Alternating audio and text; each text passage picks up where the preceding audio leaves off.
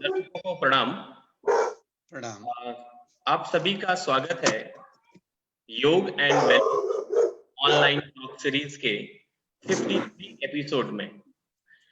आज के जो हमारे वक्ता हैं, जो स्पीकर हैं, मैं उनके बारे में एक छोटा सा परिचय उनका करा देता हूं, हालांकि उनका नाम ही पर्याप्त है। प्रोफेसर जीडी सर्मा। मैं आपके बारे में थोड़ा बता देता हूं और फिर आज का सत्र प्रारंभ करेंगे।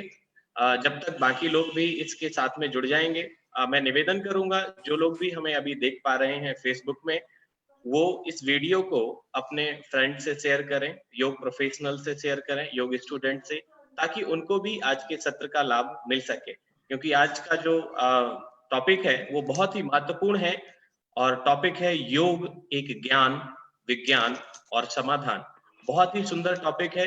और जो आज के स्पीकर, जैसा कि मैंने बताया, प्रोफेसर जीडी शर्मा, आप चेयरमैन पहले पूर्व में अनेक संस्थाओं में काम कर चुके हैं। हालांकि परिचय देना बहुत असंभव है मेरे लिए। आप चेयरमैन रह चुके डिपार्टमेंट ऑफ योग स्टडीज हिमाचल प्रदेश यूनिवर्सिटी शिमला में, head department of yogic science, registrar and dean academic university of Patanjali में काम कर चुके आप, हेड स्कूल ऑफ योग naturopathy, chairperson Yogananda, chair of spiritual research studies जो हमारी हिमाचल प्रदेश में यूनिवर्सिटी है, सुलनी यूनिवर्सिटी। इसके अलावा आपने अनेक जगह पर योग केंद्रों को स्थापित किया, अनेक जगह योग डिपार्टमेंट की शुरुआत की। आपने more than 100 research paper international and national योग जर्नल में आपने प्रकाशित किए हैं। आपने more than 100 national and international योग कॉन्फ्रेंस आयोजित की हैं और उसमें एज ए स्पीकर आप गए हैं, चीफ गेस्ट के रूप में गए हैं। आपका एक बड़ा लंबा अनुभव है। आपको अनेकों बार कई अवार्ड से सम्मानित किया जा चुका। प्रेसिडेंट ऑफ इंडिया ने भी आपको अवार्ड दिया। आपने 2016 में सेकेंड इंटरनेशनल योगा डे जो था वो उसको ऑर्गेनाइज किया था। आप कई बार लाइफ टाइम अचीवमेंट अवार्ड से सम्मानित किए जा चुके हैं। दर्शकों, बहुत ही कम बार ऐसा हो पाता है जब हम ऐसे विद्वान और ऐसे योगी के साथ में जुड़ पाते हैं और उनकी बातों को सुन पाते हैं। हम सभी लोग बहुत सौभाग्यशाली हैं सर कि आज आपका सानिध्य हमें मिलेगा। मैं निवेदन करूंगा कि आज के सत्र को आप प्रारंभ करें और हमारे जो भी योग शिक्षक हैं, योग छात्र हैं, वो सब आपसे, आपके ज्ञान से जो है लाभान्वित होंगे। बहुत बहुत धन्यवाद। मैं निवेदन करूंगा प्रोफेसर जीडी शर्मा जी को।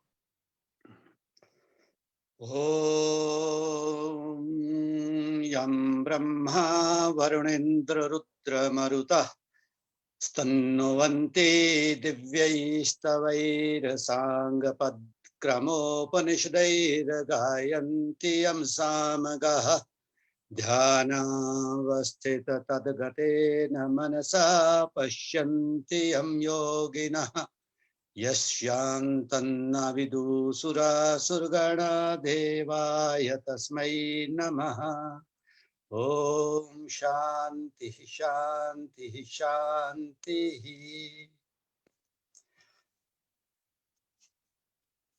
मैं बहुत अपने आप को सौभाग्यशाली समझता हूं कि आज मुझे हमारे उभरते हुए नौजवान, विद्वान और ऊर्जावान योगनिष्ठ, योग जिज्ञासु और योग मुमुक्षु प्रिय अनुज कपिल देव केसारी जी से जिनके माध्यम से मैं यहाँ जुड़ा, इनका मैं मानता हूं कि इस युवावस्था के अंदर जो योग के क्षेत्र में इनकी उपलब्धियां हैं, इनकी जिज्ञासा है, इनके अंदर जो योग के प्रचार और प्रसार करने की जो ललक है, उसकी मैं प्रशंसा करता हूं और उसके लिए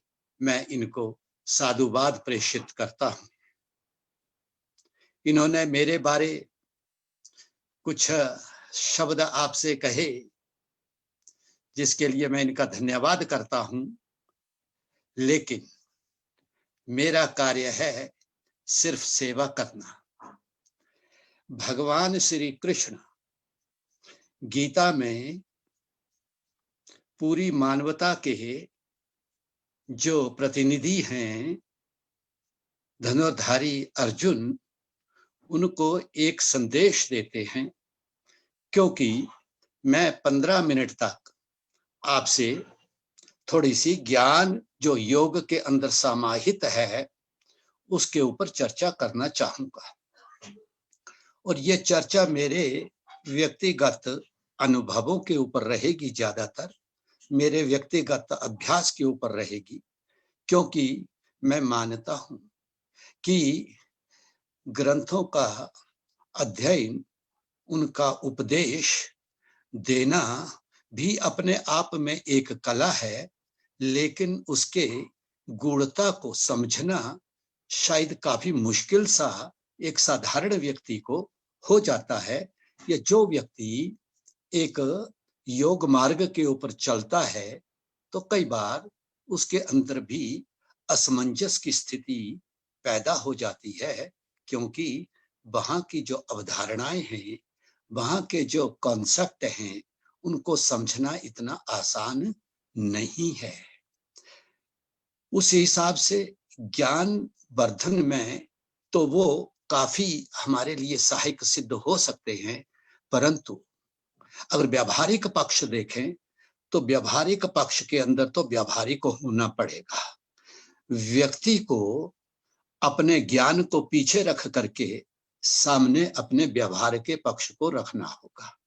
जहां से मैंने प्रारंभ किया कि जब भगवद गीता के अंदर जो संदेश, जो व्याख्यान भगवान श्री कृष्ण ने कभी अंगिरस ने जो कहा था, उसी का ज्ञान अर्जुन को दिया था।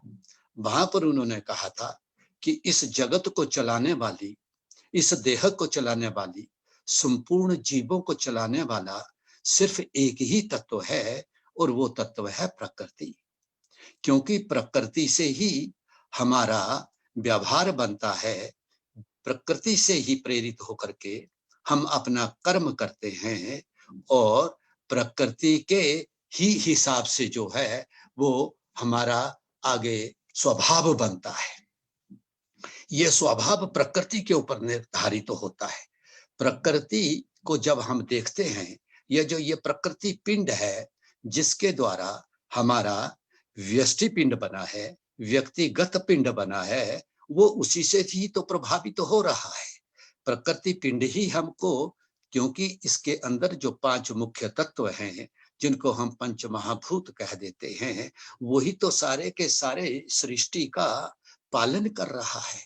इसलिए गीता में जो कहा कि प्रकृति ही सब कुछ करवाती है, और प्रकृति के 3 स्वभाव होते हैं, और ये प्रकृति के जो 3 स्वभाव हैं वो सत्व, रज और तम है। कोई सत्व से जब प्रेरित हो जाता है वो सत्य की खोज में निकल पड़ता है। जिस प्रकार से सत्य की खोज में हमारे ऋषि मुनि in the lap of mother earth में चले गए, अपने इस पृथ्वी माँ के गोदी में उनको जाना पड़ा, और वहीं पर बैठ करके जब पृथ्वी की गोदी में, क्योंकि ये पंच महाभूतों में सबसे बड़ा स्थूल महाभूत है, इससे तो बाकी सारे छोटे ही है, और ये तो दृश्य ही है, और ये 24 घंटे हमारे साथ है, और हम इसके गुरुत्वाकर्षण के हिसाब से ही हम अपने सारे कार्यों को अपना गति दे रहे हैं। चाहे सोना है, चाहे खाना है, चाहे पीना है, चाहे चलना है, कुछ भी गति है वो इसके द्वारा ही तो हो रही है। बाकी जो तत्व है उनका तो अपना अपना विशेष स्थान रहता ही रहता है।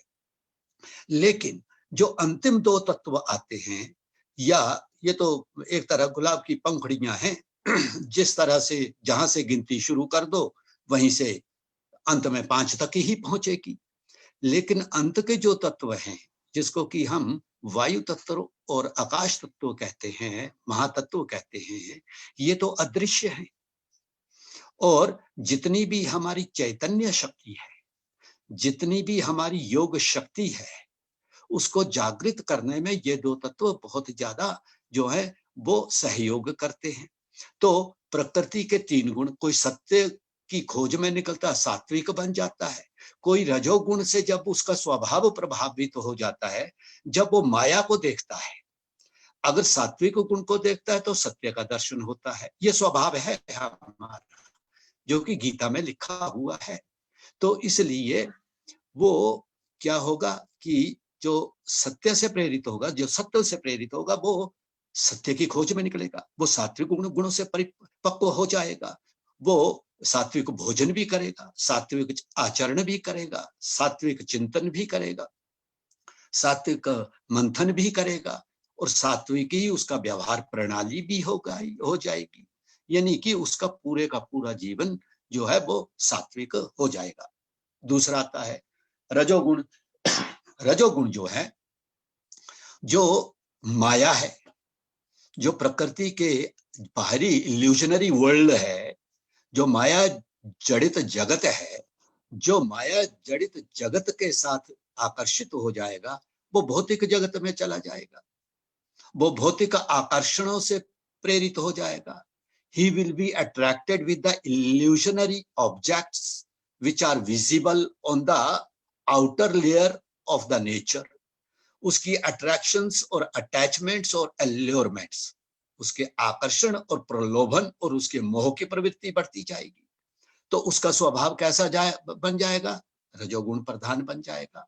एक तामसिक है, जो ना तो रजो को देखता है ना सत को देखता है, वो सिर्फ अपने दैहिक आनंद और ये जो हमारे गेटवेज ऑफ लाइफ है, इनके कुछ देर के आनंद के लिए उसमें डूब जाता है, उसको अच्छा बुरा कुछ नहीं दिखाई देता है। और जैसे तुलसीदास ने कहा कि भछा भछ जे खाई, जो उसको मिलता है उसको खा लेता है, उसको he can not be on the process of कि मुझे क्या करना, क्या अच्छा है मेरे लिए, क्या मेरे लिए अच्छा नहीं है, क्या मेरे परिवार के लिए अच्छा है, क्या मेरे परिवार के लिए अच्छा नहीं है, क्या मेरे समाज के लिए अच्छा है, क्या मेरे समाज के लिए अच्छा नहीं है, क्या मेरे राष्ट्र के हित में है, क्या मेरे राष्ट्र के हित में नहीं है, क्या समस्त प्राणियों के हित में है, क्या समस्त प्राणियों के हित में नहीं है। तो ये सारी की सारी जो चीजें हैं, ये क्या होगा, ये तमोगुण प्रधान जो हो जाएगा, वो अपने ही नशे में जो है वो मस्त रहेगा, वो उसी में जो है वो डूबा हुआ रहेगा। और हम जो लोग हैं, जो जो जो भौतिक जगत में जी रहे हैं, और कभी कभी हम थोड़ा सा सात्विक जगत में भी चले जाते हैं, और थोड़े से थोड़े तमो गुणात्मक जगत में भी हम चले जाते हैं, क्योंकि इन तीनों का जो है वो कहीं ना कहीं पर संतुलन भी तो आवश्यक है। संतुलन रखना पड़ेगा, लेकिन संतुलन कितना रखना पड़ेगा? वो तो जिस प्रकार से हम कोई भी सब्जी बनाते हैं, किसी सब्जी में किसी तरह के मसाले और मिर्चें डलती हैं या नमक डलता है, दूसरी सब्जी में किसी तरह का डलता है, तीसरी में किसी, सब में एक मात्रा में तो नहीं डलता। तो इसी प्रकार से हमारे अंदर की जो प्रकृति है, हमारे अंदर का जो स्वभाव है, पहले तो उसका निरीक्षण और परीक्षण होना चाहिए, और निरीक्षण और परीक्षण के बाद उसका जो है वो प्रयोग जब हम अपनी इस देह के ऊपर चिंतन के द्वारा करते हैं, तो फिर हमारा एक साइकिल बनता है कि कितना तमोगुण है वो अपने आप अंदर शरीर में पैदा हो जाएगा, रजोगुण कितना उसका संतुलन रखता है वो ऐसे व्यक्ति के शरीर में अपने आप ही जो है वो जागृत हो जाएगा, तो उसका वो बैलेंस बनेगा। लेकिन अब प्रकृति के स्वभाव, जो हमको जो स्वभाव मिलता है, फिर उसके हिसाब से जो है वो हमारी अगली स्टेज आती है, और वो अगली स्टेज आती है स्वभाव के द्वारा कर्म की। फिर हमारा कर्म भी वैसा ही हो जाएगा, हम कर्म भी वैसा करेंगे, सात्विक वाले होंगे तो सात्विक कर्म करेंगे, अगर राजसिक होंगे तो राजसिक कर्म करेंगे, अगर हम तमो गुण प्रधान हो गए तो तामसिक जो है वो कर्म करने लगेंगे। तो जिसका जैसा स्वभाव बनेगा वैसा ही उसका जो है वो कर्म बनेगा, और कर्म जब बन जाएगा तो कर्म के हिसाब से जो है वो व्यवहार होने लगेगा। फिर हम वैसा ही व्यवहार करने लगेंगे। हम देखते हैं जो सतोगुण प्रधान एक संत वृत्ति के व्यक्ति होते हैं, वो कैसा व्यवहार करते हैं। उनके लिए तो लिव एंड लेट लिव का जो एक संदेश हमारे ऋषियों और मुनियों ने दिया, वो उसके हिसाब से चलते हैं, क्योंकि they are not only attached to the human beings only, but they are attached to all the living beings irrespective of the human beings. इसीलिए जो रजोगुण वाला होगा वो आकर्षणों और प्रलोभनों में ज्यादा फंस जाएगा, चाहे वो आकर्षण प्रलोभन उसके अपने तक सीमित हो या चाहे वो आकर्षण प्रलोभन अपने परिवार को सुख और सुविधाएं जो कि क्षण भंगुर हैं, चाहे वो उनको जुटाने में लग पड़ेगा। वो हमेशा यही सोचेगा कि I should be well off in the society, मेरे बच्चे अच्छे हो, मेरा ये अच्छा हो। वो ही will be just limited to his own desires and demands, वो वहीं तक रह जाएगा। लेकिन जो तमोगुण वाला, उसका जो एक जो व्यवहार बन जाएगा, वो ना बीवी को देखेगा, ना बच्चों को देखेगा, ना दोस्तों को देखेगा, ना मित्रों को देखेगा। वो तो अपने आकर्षण में ही डूबा रहेगा, उसको कुछ नहीं दिखाई देगा उस आकर्षण के बिना। उसको वही दिखाई देगा जो उसका आकर्षण का एक कारण बन चुका हुआ है। तो ये जो गीता में एक संदेश दिया इससे बचने के लिए, और यानी कि तमोगुण और रजोगुण की से थोड़ा सा छुटकारा पाने के लिए और उनके ऊपर नियंत्रण तो हो करके वो हमारे शरीर के ऊपर कार्य करे, हमें महर्षि पतंजलि ने एक सूत्र दे दिया। वो उन्होंने दिया कि योगांग अनुष्ठानात अशुद्धि क्षय ज्ञान दीप्ति विवेक ख्याते, यानी कि योग के अंगों का अनुष्ठान करने से हमारी भी प्रकृति बदलती है और हमारी जो दृष्टि इस बाहरी प्रकृति पिंड के प्रति है, जो हमारे जीवन का आधार है, उसके प्रति भी हमारा सोच बदलता है। क्योंकि हमारा जिस तरह से जिससे जो आकांक्षा रहती है व्यक्ति से, हमारा स्वभाव वैसा ही जो है वो फ्लक्चुएट करता है। किसी से कुछ काम निकलवाना है तो हमारा स्वभाव थोड़ा बदलेगा और हमारा स्वभाव उसके स्वभाव के अनुरूप होने लगेगा। तो इसी प्रकार से योगांग अनुष्ठान, इस प्रकृति स्वभाव से की प्राप्ति के लिए हमको योग के अंगों का अनुष्ठान करना होगा। अब ये जो ज्ञान है, जब हम ये संपूर्ण ज्ञान जो सात्विक ज्ञान है, हालांकि हमारे वेद उपनिषद सब हैं, हमारे श्रुतियां स्मृतियां हैं, आरण्यक हैं, हमारे ब्राह्मण ग्रंथ हैं, हमारे पुराण हैं, सारे तो के सारे ज्ञान देते हैं। लेकिन व्यवहारिक ज्ञान जो है वो हमें योग के माध्यम से ही मिल सकता है। बाकी तो हम श्रवण करने के माध्यम से या मनन और चिंतन से हमको प्राप्त हो जाता है, लेकिन व्यवहारिक ज्ञान जो है वो हमको योग के माध्यम से प्राप्त होगा। इसीलिए हमारी जो प्राचीन शिक्षा व्यवस्था थी, शिक्षा प्रणाली थी, जो गुरुकुल प्रणाली थी, और मुझे लगता है कि हमारे ये जो नौजवान युवा साथी, हमारे प्रिय अनुज कपिल जी हैं, ये उस मार्ग के ऊपर चले हुए हैं और ये गुरुकुल परंपरा के प्रति जागृत हो चुके हुए हैं। इसीलिए इतना बड़ा पुरुषार्थ कर रहे हैं, देश के इतने बड़े बड़े विद्वानों को जोड़ रहे हैं और सुनने वालों को उनसे लाभ प्राप्त हो रहा है। ये कोई छोटा काम नहीं है, ये बहुत बड़ा काम ये कर रहे हैं। क्योंकि आज की जो समस्या है वो समस्या तात्कालिक समस्या नहीं है। ये जो कोरोना वायरस वगैरह हम जिसको कह रहे हैं, मैं इसको बहुत बड़ी समस्या नहीं मान रहा हूं। ये तत्कालिक है, लेकिन ये तत्कालिक होकर के ही ना रह जाए, हमें तो इसको सार्वकालिक सार्वभौमिक बनाना पड़ेगा हमको। क्योंकि हमारे आने वाली जनरेशंस के आगे भविष्य के गर्भ में ना जाने कितने इस तरह से और इस प्रकार के और इससे भी भयंकर जो वायरस हैं वो छिपे हुए पड़े हुए हैं। वो ना जाने कब उत्पन्न हो जाएंगे, हमें नहीं पता। आज की चुनौती से तो हम निपट लेंगे, लेकिन आने वाली चुनौती जो है वो हमारे आने वाली जनरेशन्स को उनसे निपटना पड़ेगा। इसलिए जिस प्रकार से प्रिय कपिल ने जो सारे के सारे विद्वान अनुभवी व्यक्तियों के साथ आपको मिलाया, तो क्या है कि इन्होंने एक चेन इन्होंने हमारे समक्ष प्रस्तुत कर दी है कि ये जो चेन मैं बना रहा हूं, ये चेन तत्कालिक नहीं है, सर्वकालिक होनी चाहिए। क्योंकि अगर हम करेंगे, हम थोड़े से इससे प्रेरित हो जाएंगे, हम दृढ़ संकल्पित हो जाएंगे, हम अनुशासित हो जाएंगे, और हम अपने जो दैनिक हमारा आचरण है, जो दैनिक हमारा अनुशासन है, उसके प्रति हमारे अंदर एक ललक पैदा हो जाएगी, तो हमारा परिवार के बच्चे देखेंगे, हमारी यंगर जनरेशन देखेगी, फिर उनकी यंगर जनरेशन उनको करते हुए देखेगी, फिर उनकी जनरेशन उनको करते हुए देखेगी। तो ये एक चेन बनेगी। फिर जैसे आज हमको ये सिखाना पड़ रहा है सारे विश्व को कि योग की इसमें क्या भूमिका होनी चाहिए या योग की क्या भूमिका है, सारे तो सारे ये कह रहे हैं कि इस वक्त एकमात्र साधन जो है इस समस्या से छुटकारा पाने का वो योग है।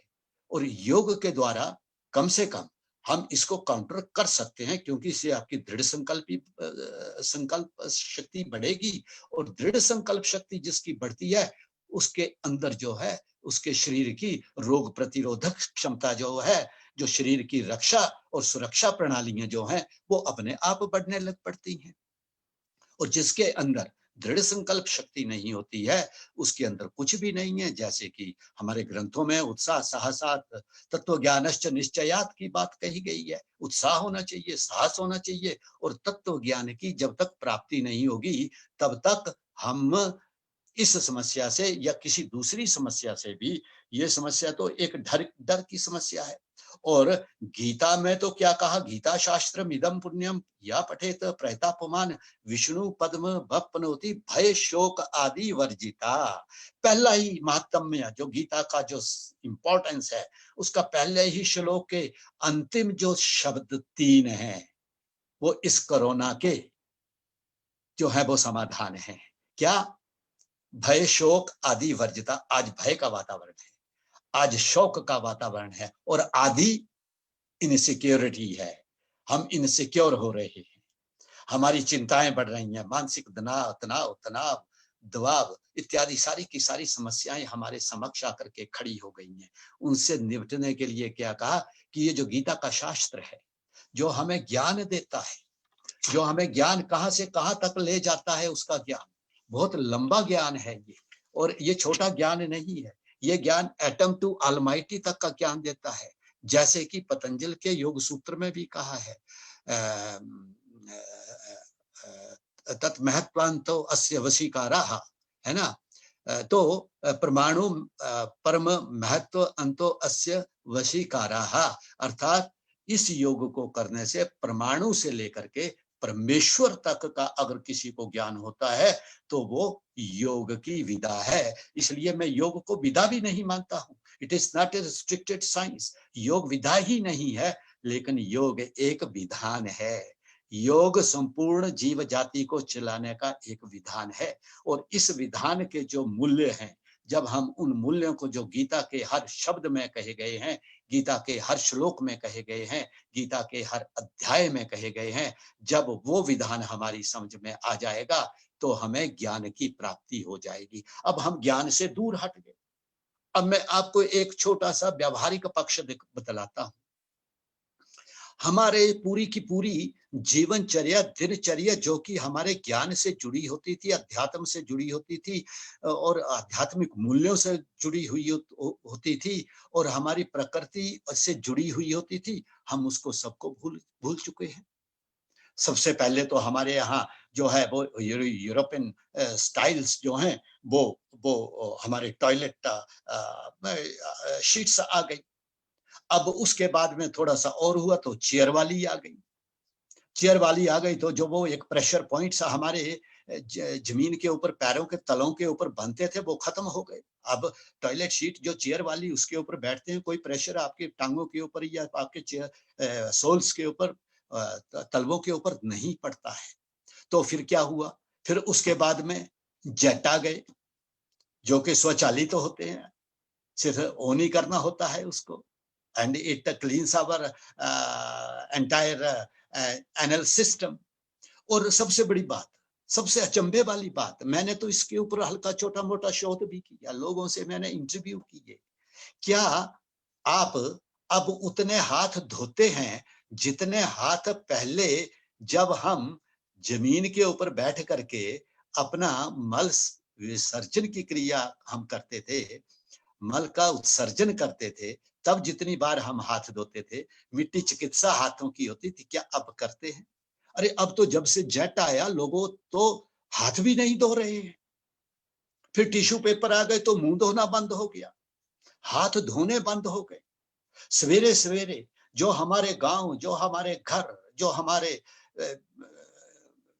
कस्बे, जहां के लोग सुबह सुबह ब्रह्म मुहूर्त में उठ करके जोर जोर से मंत्रों का उच्चारण करते थे, वो मंत्र उच्चारण लुप्त हो गए, वो चले गए पता नहीं कहां चले, वो इजोटेरिक नॉलेज में ही चले गए, कहीं पर वो गुप्त ज्ञान में चले गए। अब हम तो सवेरे उठ करके, हमारे बच्चे सवेरे उठ करके, सुबह सुबह उठ करके क्या करते हैं?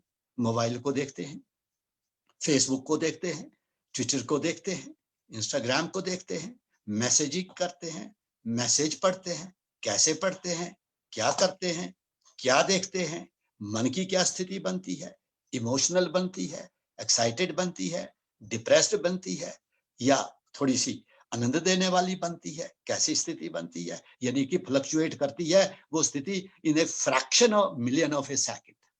तो ठीक है, इनका उपयोग होना चाहिए, इनका भोग होना चाहिए, जब बने हैं, जब मैन मेड ये सारी चीजें बनी हैं। लेकिन जब तक पतंजलि कहते हैं अथ योग अनुशासन, यानी कि योग तो अनुशासन से सीखा जाएगा ना, और योग ही अनुशासन है और अनुशासन ही योग है। तो कम से कम इनको हमको थोड़ा सा इसके ऊपर चिंतन करना होगा, थोड़ा सा मनन करना होगा, अपने हाथ मुंह पैरों को धो करके ही हमको ये सारे काम करने होंगे। क्योंकि आज कहते हैं बार बार हाथ धो लो, तो ये तो बार बार, तो हमारे पुराने, हमने बुजुर्गों को देखा, यूरिन जाने के बाद, लघु शंका के बाद, दीर्घ शंका के बाद, चाय पीने के बाद, खाना खाने के बाद, ब्रेकफास्ट करने के बाद, कुछ भी वो छोटा चाय तक पीने के बाद, तंबाकू पीने, हुक्का पीने के बाद भी वो अपने मुंह को साफ करते थे और अपने हाथों को साफ करते थे। यदान्न पुरुषो भवति तदान्नस्तस्य देवता, क्योंकि जिस भावना से हम भोजन करेंगे वो वैसा ही पचेगा, हाथ पैर धो करके करेंगे तो ठीक रहेगा।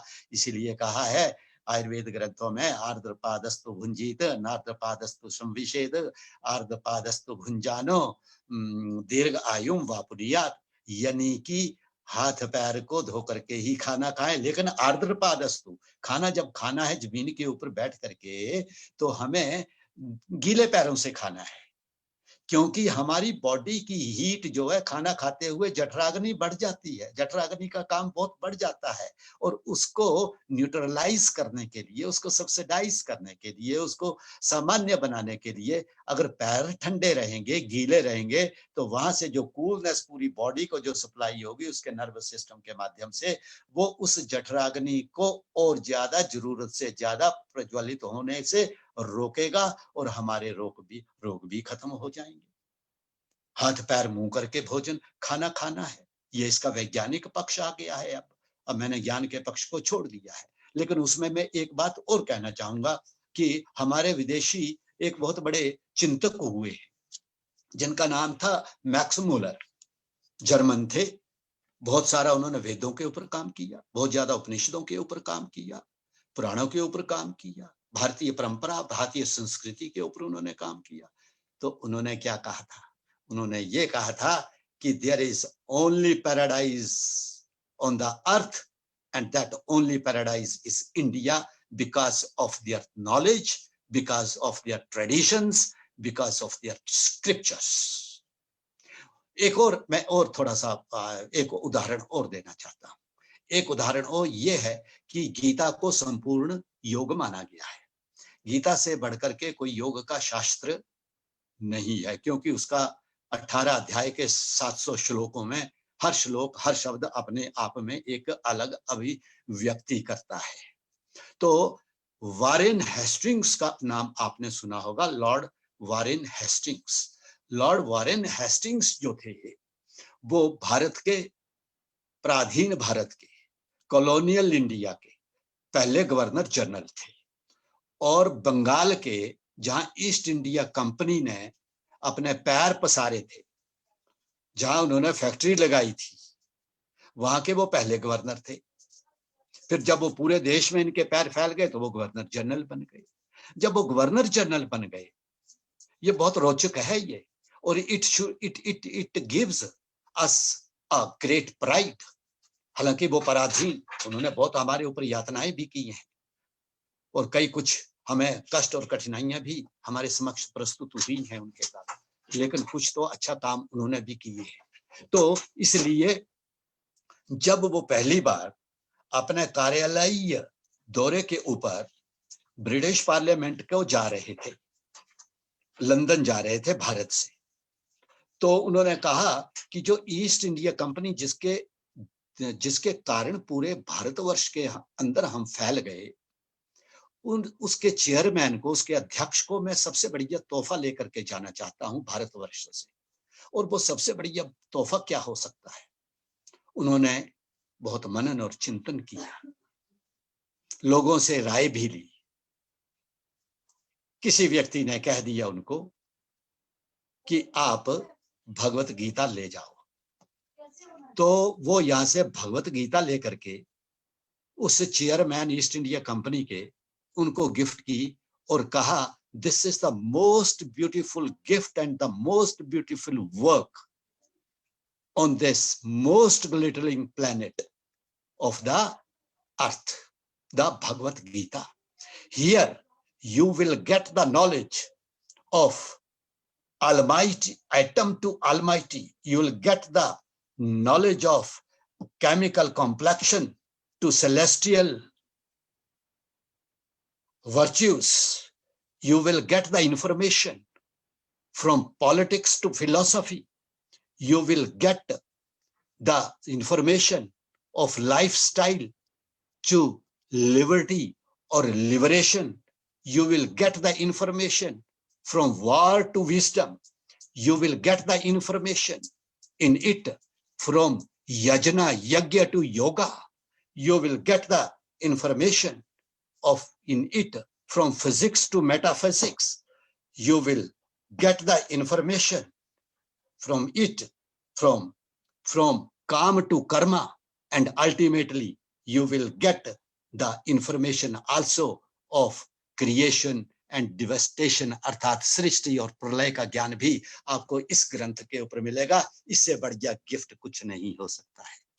इसका कार्यान्वयन करने के लिए वो जो है, वो जो गीता है हमारी, उसमें योग, योगी और युक्त, ये तीन शब्द ही हैं 7 श्लोकों के अंदर, जिसके इर्द गिर्द पूरे का पूरा गीता का ग्रंथ घूमता है।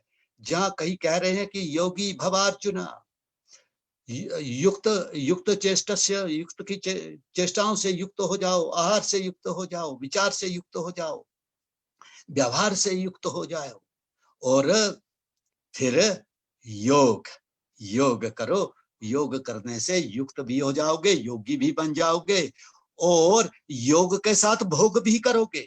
योग के साथ जो भोग करता है वो संतुलित है। वो व्यक्ति जो है वो वाकई ही वही योगी है। आसन प्राणायाम करके दिखाना या दिखा करके करना या करवाना, ये नहीं है, ये योग नहीं है। लेकिन योग को व्यवहार में जब तक नहीं हम डालेंगे, तब तक हम योगी नहीं कहलाए जाएंगे। क्योंकि अच्छा योग शिक्षक तो वही होता है, या कोई भी शिक्षक हो, किसी भी क्षेत्र का शिक्षक हो, जिससे कि अनुसरण उसकी शिक्षाओं का, उसके जीवन शैली के माध्यम से उसके शिष्य करते हैं,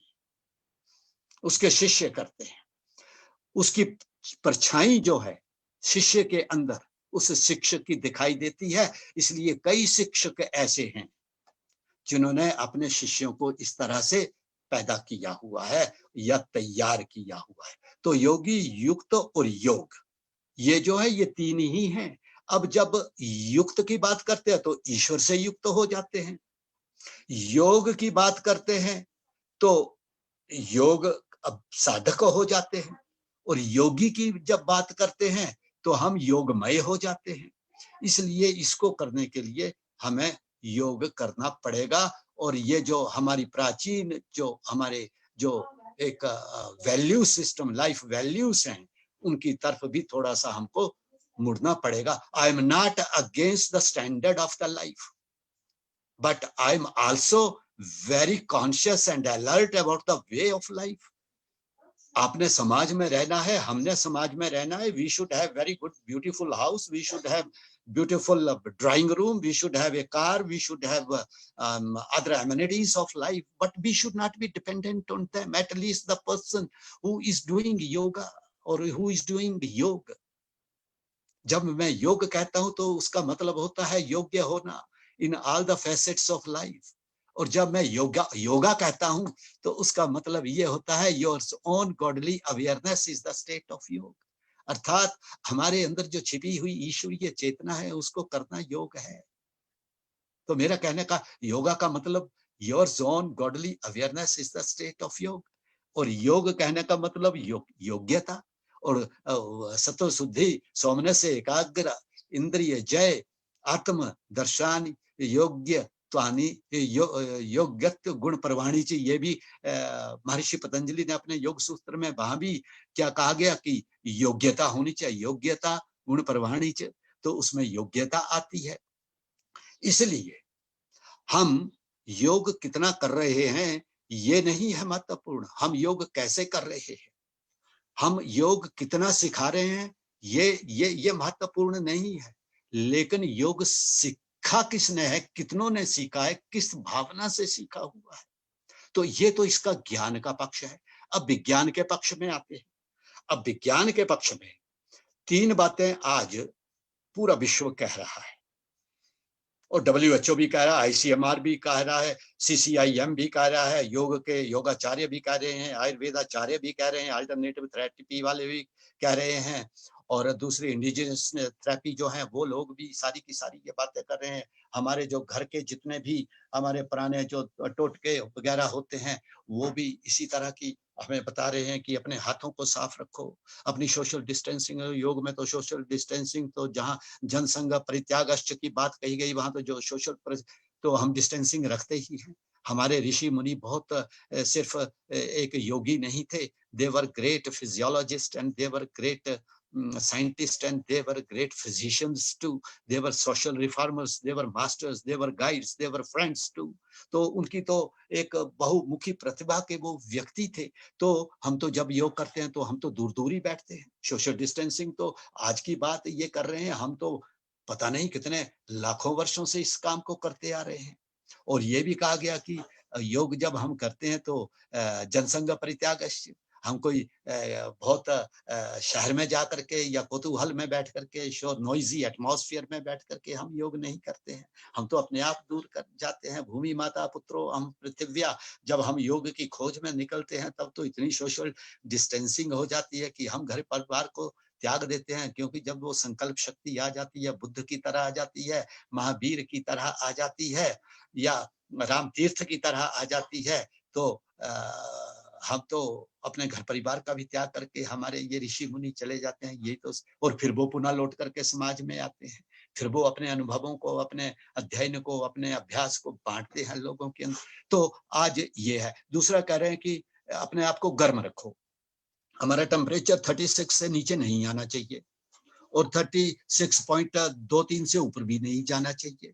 तो हमारे जो ये प्राणायाम से हैं इसमें कुछ हाइपर वेंटिलेटेड प्राणायाम है, कुछ हाइपो वेंटिलेटेड प्राणायाम है। अब हाइपर वेंटिलेटेड प्राणायाम जो है, जिनमें अगर वो उनकी अंदर की एनर्जी, अंदर की हीट कम हो गई है तो उनको हाइपर वेंटिलेटेड प्राणायाम करने हैं। जैसे सूर्य भेदी है, जैसे कि हमारा सहित कुंभक है, जैसे कि हमारा भस्त्रिका प्राणायाम है या भस्त्रिका कुंभक है, जैसे हमारा उज्जाई है, जैसे हमारा भ्रामरी है। और जो जो जो हाइपोवेंटिलेटेड प्राणायाम है, शीतली है, शीतकारी है, मूर्छा है, प्लावनी है, केवली है। लेकिन ये अभ्यास के बिना नहीं होंगे। इनके लिए तो बहुत लंबा अभ्यास चाहिए, और अभ्यास जब वो होगा तो उसके लिए तो थोड़ा सा हमें डिटैच भी होना पड़ेगा। तो क्योंकि मन हमको जो है वो परेशान करता रहेगा, इसलिए तो वो असंशयम महाबाहो मनोदुर्ग्रहचलम अभ्यासेन तो कौन्तेय वैराग्येण च गृह्यति। तो हमको अगर योग करना है तो कुछ चीजों से डिटैच होना पड़ेगा। असंग शस्त्रेण छिंदति, यानी कि जो असंग का जो हमारी वीकनेस है, जो हमारे प्रलोभन है, उनसे दूर हट करके हमको योग करना होगा। तो ये जो है, ये प्राणायाम करने से हमारी बॉडी की हीट जो है वो जनरेट होगी, अपने आप जनरेट होगी। जब हम कुंभक करेंगे, क्योंकि प्राणायाम में तो यही है कि लंबा खींचो, लंबा बाहर निकालो, लेकिन जब हम अंदर उसको रोक करके रखते हैं, तो हम जो भी तत्व इस प्राणायाम के साथ में लेते हैं, वो प्राणायाम के तत्व अंदर के तत्वों से रिएक्ट करते हुए हमारे शरीर को ऊर्जावान बनाते हैं। और ये जो कोरोना है, ये जो एक अदृश्य जीवाणु आया हुआ है, जो स्टिकी इन नेचर है, क्योंकि वो सिर्फ हमारे कपड़ों से, हमारे शरीर से या हमारे मुंह से, हमारे हाथ से ही नहीं चिपक रहा है। ये तो मेटालिक जितने ऑब्जेक्ट्स हैं, धातुओं के जितने ऑब्जेक्ट बने हुए हैं, लोहा है या स्टील है या पीतल है या तांबा है, उनके साथ भी तो चिपक रहा है। इसलिए सैनिटाइजेशन बसों की हो रही है, ट्रेनों की हो रही है, रेलिंग्स की हो रही है। तो इससे बचने के लिए क्या है कि जितनी हमारी बॉडी हीट रहेगी, उतना ज्यादा वहां पर सर्वाइव नहीं कर पाएगा।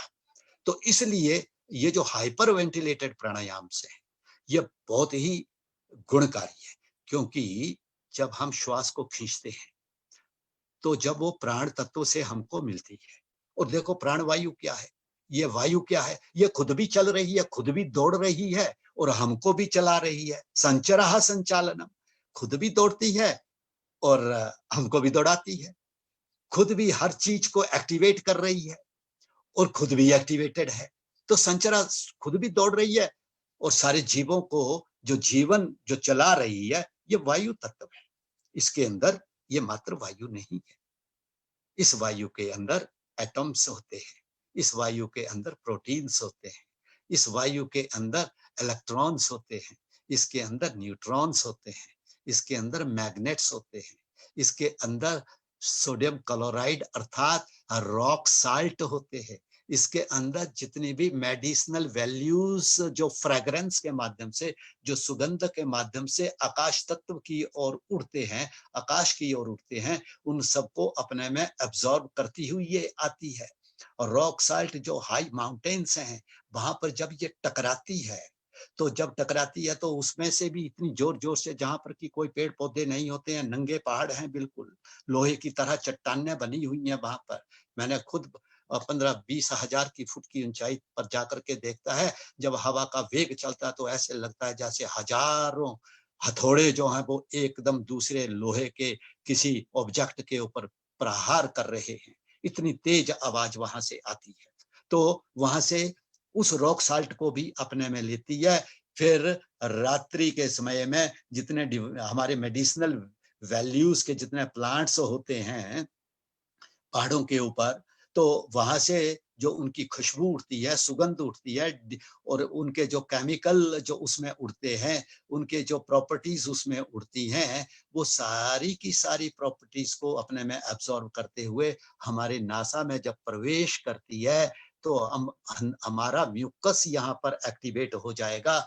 और वो म्यूकस जो है वो भी उसमें अपना रिएक्शन, उसके अंदर भी ये सारी प्रॉपर्टीज मौजूद है। उसके आगे जब ये पहुंचेगा तो हमारे सलाइवरी ग्लैंड्स जो हैं, हमारी जो लार ग्रंथियां हैं, वो उसको जब एब्जॉर्ब अपने में करेंगी, तो लार ग्रंथियों से भी जो बॉडी के अंदर ये सारे के सप्त धातुएं हैं, ये मिनरल्स हैं, ये मेटल्स हैं, ये मैग्नेट्स हैं, प्रोटॉन्स हैं, इलेक्ट्रॉन्स हैं, न्यूट्रॉन्स हैं, है ना, एटम्स हैं, ये सारे के सारे एक दूसरे से रिएक्ट होने के पश्चात जब शरीर के अंदर एब्जॉर्ब होते हैं, तो हमें ऊर्जा आती है, हम ऊर्जावान बनते हैं, हमारी छाती स्वयं तनने लगती है, हमारी गर्दन स्वयं सीधी होने लगती है, हमारी आंखों में स्वयं आकर्षण आने लगता है, और हमारा व्यक्तित्व जो है वो एक आकर्षक बनने लगता है। इसलिए जब हम योग करते हैं, जब हम आसन करते, तो प्राणायाम करने की एक विधि है।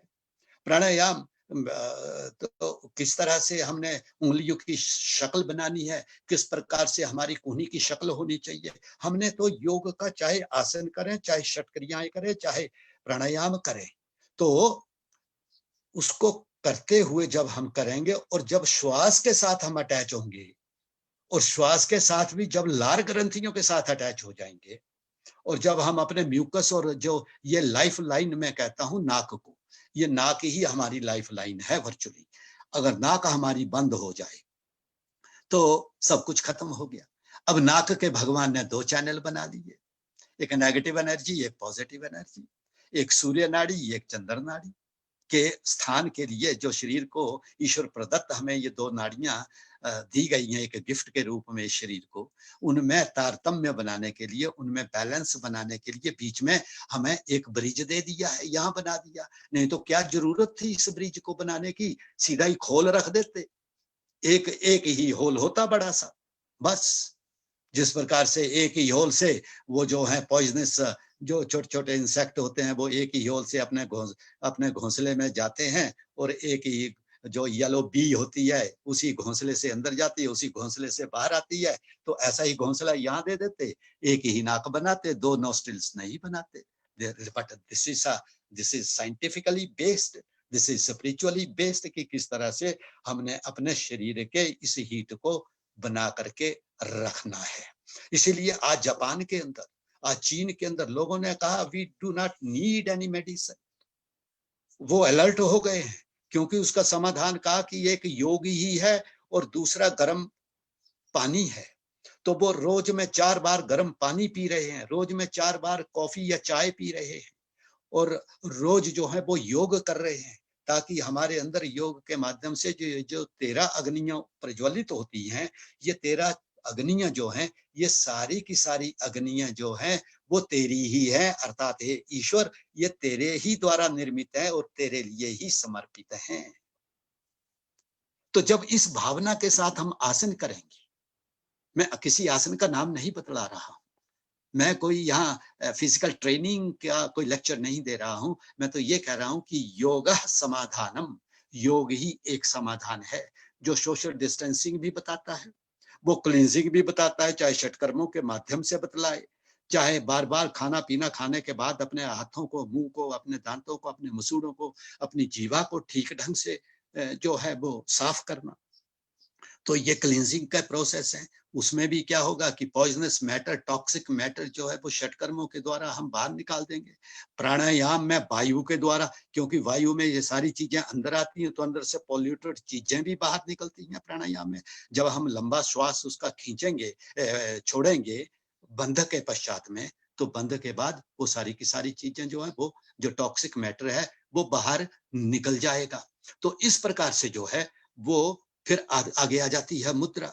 अब देखो प्राणायाम और आसन, आसन जो है वो तो ग्रॉस बॉडी की एक्सरसाइज करेगा, वो स्थूल बॉडी जो है, स्थूल शरीर दिखने वाला जो शरीर है उसकी एक्सरसाइज करेगा। It will make you very, it will make your body very robust, very muscular, जैसे पहलवानों की बॉडी है आप बना सकते हैं। लेकिन जो प्राणायाम है, वो प्राणायाम जो है वो हमारी नाड़ी निर्मित शरीर को देखते हैं,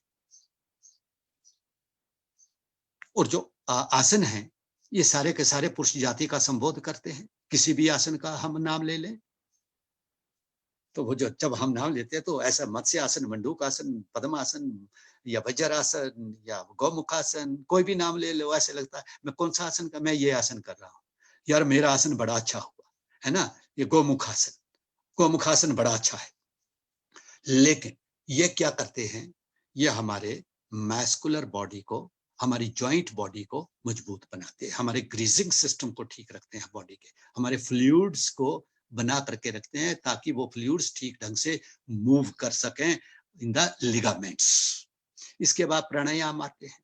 अब प्राणायाम के नाम लेते हैं हम सारे के सारे फेमिनिन जेंडर, शीतली, शीतकारी, भ्रामरी, सूर्यभेदी, उज्जाई, मूर्छा, केवली, प्लावनी, सारे के सारे कैसे नाम हैं जो स्त्री जाति का संबोध कराते हैं। ये किसको लेते हैं, ये नाड़ी निर्मित शरीर को लेते हैं। नाड़ी अपने आप में स्त्री जाति का संबोध कराती है, it is itself A feminine gender. तो नाड़ियों को शुद्ध बनाने के लिए, नाड़ियों में ठीक प्रचार और प्रसार करने के लिए, चाहे वो रक्त का हो, चाहे वो पानी का हो, चाहे वो भोजन का हो, चाहे वो सप्त धातुओं का हो, चाहे वो मिनरल्स का हो, चाहे वो मेटल्स का हो, चाहे मैग्नेट्स का हो, चाहे इलेक्ट्रॉन्स का हो, यानी सारी की सारी चीजों को ठीक बनाने के लिए प्राणायाम का अभ्यास। तो जो ये आसन है, ये तो एक तरह के टैबलेट हैं, जैसे दवाई का टैबलेट हमको मिलता है। लेकिन ये जो प्राणायाम है, ये स्टीरॉइड्स, ये एंटीबायोटिक्स हैं। ये जिस प्रकार से हमें कोई अंदर वायरल या बैक्टीरियल इन्फेक्शन हो जाता है, तो हम क्या करते हैं कि हमें डॉक्टर एंटीबायोटिक देते हैं, 6-6 घंटे के बाद देते हैं। आप तो सारे के सारे योग के विद्वान हैं, आप योग पढ़ रहे हैं, आपको योग की जानकारी मिल रही है, योग के ग्रंथों का, प्राचीन ग्रंथों का पांडुलिपि कहीं लगे, उनका अध्ययन करेंगे, तो वहां जैसे एंटीबायोटिक 6 घंटे के बाद कहा गया, इसका भी 6 घंटे के बाद प्राणायाम का अभ्यास कहा गया। प्राणायाम के अभ्यास के एंटीबायोटिक खाली पेट नहीं खाया जाता है। और यहाँ पर I am very vocal from the international stages to कि I give you the liberty to practice pranayama empty stomach only up to 25 minutes to the maximum, and if you want to master yourself a particular technique of pranayama or the kumbhaka, so then you have to take something inside the body. क्योंकि जब प्राणायाम बहुत ज्यादा करेंगे तो अंदर suffocation होगी और loss of carbon dioxide भी ज्यादा हो जाएगा और हाइड्रोजन भी ज्यादा हो जाएगा, तो अंदर बॉडी में जो है वो थोड़ी सी क्या होगी, सफोकेशन होगी, घुटन होगी और थोड़ी मूर्छा की अवस्था आने लगेगी, थोड़ा सा जो है वो हैजार्ड स्थिति बॉडी की बनने लगेगी, ब्रेन हमारा इम्बैलेंस होने लगेगा, बॉडी इम्बैलेंस होने लगेगी। इसलिए पहले कुछ खा लो, उसके बाद 25 मिनट के ऊपर अगर आपने 40 मिनट अभ्यास करना है या आपने आधा घंटा अभ्यास करना है, आपने 35 मिनट अभ्यास करना है, 2 घंटे करना है, 3 घंटे, जितना मर्जी करना है, but then after 25 minutes it's good as an exercise to the worldly persons. लेकिन जो योग साधक है, जो योग साधना करना चाहते हैं, जो कि गृहस्थ जीवन में नहीं रहना चाहते हैं, ये प्रिकॉशंस उनके लिए है, ये प्रिकॉशन उनके लिए है। इसलिए जिस प्रकार से वायरल और बैक्टीरियल इन्फेक्शन हमारा सारे का सारा एंटीबायोटिक्स के माध्यम से समाप्त हो जाता है, उसी प्रकार से प्राणायाम, नाड़ी शुद्धि जब हम करते हैं, जब हम श्वास खींचते हैं, रोकते हैं, निकालते हैं, तो हमारी नाड़ी शुद्धि होती है। And these are just like the antibiotics. इसके ऊपर मेरे पत्र भी छपे हैं, हमने बड़े विद्वानों के, इंटरनेशनल लेवल के विद्वानों के ऊपर भी इससे चर्चा की है, मेडिकल एक्सपर्ट से भी इसके ऊपर चर्चा की है और उन्होंने इसको ऑथेंटिकेट किया है, उन्होंने इसको आइडेंटिफाई किया है, उनको इस आर्गुमेंट को उन्होंने सपोर्ट भी किया हुआ है। अब तीसरी बात आती है, एक स्टीरॉइड भी होते हैं। जब टैबलेट और एंटीबायोटिक अपना काम करना बंद कर देंगे तो हमारे पास क्या आ जाएंगे, स्टीरॉइड आ जाएंगे। That is the life support. ये जो लाइफ सपोर्ट है, जब तक खाओगे तो जिंदा रहोगे, जिस दिन ये बंद हो जाएंगे उस दिन शरीर देह त्याग हो जाएगा। तो उसके लिए हमारे पास ऋषियों ने क्या दिया, मुद्राणाम पटलं देवी कथितं तव सन्निधौ यस्य विज्ञात मात्रेण सर्व सिद्धि प्रजायते, यानी कि मुद्रा का पटल दिया, ये घृण संहिता में लिखा। ये मुद्रा विज्ञान है और इसी विज्ञान से आज जो वेस्टर्न फिलॉसफी की बात होती है, ये सारी की सारी मुद्रा विज्ञान से ही फिलॉसफी निकली हुई है। क्योंकि मुद्रा से धैर्य आता है, दृढ़ संकल्प शक्ति बढ़ती है, डेडिकेशन बढ़ती है, डिवोशन बढ़ती है, डिटर्मिनेशन बढ़ती है। तो ये जो हमारे अंदर कुछ एक जो है कई प्रकार की छोटी छोटी नसें हैं, माइक्रोब्स हैं, माइक्रो ऑर्गेनिज्म के पार्ट हैं, वो जो कि मॉडर्न लेंसेज से नहीं देखे जा सकते हैं, दूरबीन के माध्यम से भी वो वाली माइक्रोजेनेटिक नर्व जिनको हम कहते हैं नहीं देखी जाती हैं। उसको तो देखने के लिए सुश्रुत हमारे पास हुए, चरक हमारे पास हुए, रावण के वैद्य सुषेण हमारे पास हुए, धन्वंतरी हुए। इस प्रकार से जो है वो जो रोग हमारे माइक्रोजेनेटिक में पहुंच जाता है, ये जो हमारी माइक्रोजेनेटिक नर्व की जो एक्सरसाइज ना आसन से होती है, ना प्राणायाम से होती है, ना षटकर्म से होती है, वो मुद्राओं की ध्वनि तरंगों के माध्यम से होती है। इसीलिए जब हम सुबह सुबह एक मुद्रा में बैठते हैं, पद्मासन की या वज्रासन की या सुखासन की, ओम का उच्चारण करते हैं, ओम की ध्वनि तरंगों को जो है वो प्रवाहित करते हैं, ओम की ध्वनि तरंगें जो वो चारों तरफ फैल जाती हैं, शरीर के बाहर भी फैल जाती हैं, शरीर के अंदर भी फैल जाती हैं। तो वो जो ध्वनि तरंगों की जो करंट्स जाते हैं, उन करंट्स के माध्यम से हमारा माइक्रोजेनेटिक नर्व्स जो है वो जागृत हो जाते हैं। तो इसलिए उन माइक्रोजेनेटिक करने के लिए हमारे पास जो है वो मंत्र थेरेपी है, मंत्र चिकित्सा है। I have my reservations about the therapeutic values of the mantra. I have reservations about it, but I have no reservation that it makes your body immunized. It makes your body system very powerful, rejuvenating, and very, very prepared to face any challenge, whether it is climatic changes, whether it is from any disease. तो इसलिए अगर कोई antibiotics हैं तो वो हमारी मुद्राएं हैं। जिस प्रकार से अंत में मैं अपनी बात समाप्त करूंगा क्योंकि मेरा समय समाप्त हो रहा है, तो मैं अंत में एक इसका उदाहरण देता हूं मुद्राओं के बारे में। जिस प्रकार से एक छोटा सा बच्चा होता है, इन्फेंट होता है, शिशु होता है, तो उसको बचपन से 1 महीने के बाद में उसको कुछ बूस्टर डोज देने शुरू कर देते हैं, उसको कुछ इंजेक्शंस लगने शुरू हो जाते हैं ताकि उसका बॉडी इम्यूनाइज्ड सिस्टम जो है वो मजबूत बने।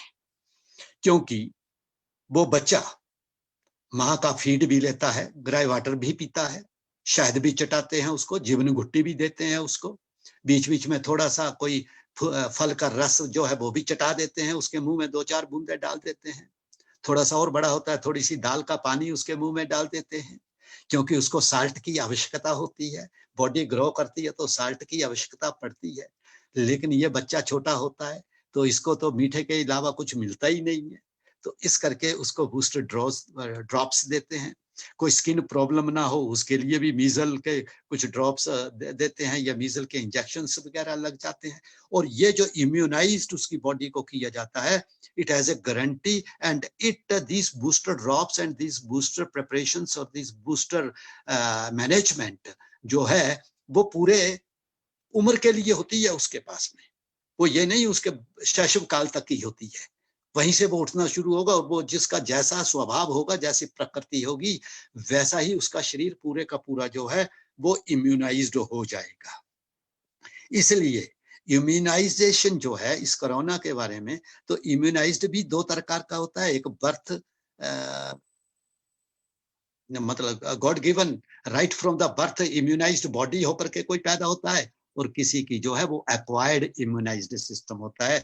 वो फिर जैसे जैसे उसको कुछ समस्याएं आती हैं उसी हिसाब से वो भोजन करता, उसी हिसाब से वो व्यवहार करता, उसी हिसाब से वो सोता है, खाता है, पीता है, तो उससे भी वो अपनी बॉडी को इम्यूनाइज कर सकता है। तो yoga can immunise your system. Yoga can give you the real and the true knowledge. Yoga can give you the scheduled way of life. Yoga can give you the way of living. Yoga can give you the health, happiness and harmonious way of life.